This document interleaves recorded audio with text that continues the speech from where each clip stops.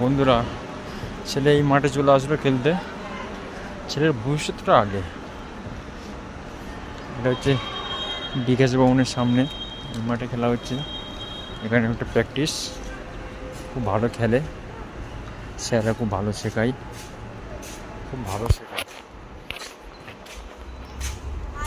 ঠিক আছে।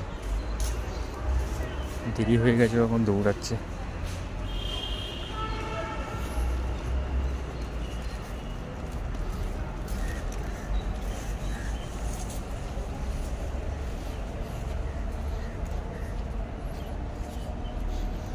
দেরি হয়ে গেছে, ওখানে দৌড়াচ্ছে।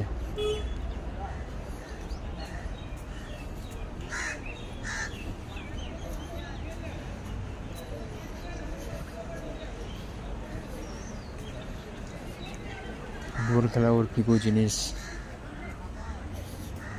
খেলাধুলা পড়াশোনা ছাড়া কিছু বোঝে না,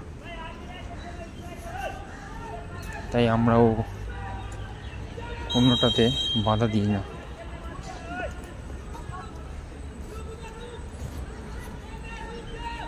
ভালো খেলাধুলো করে।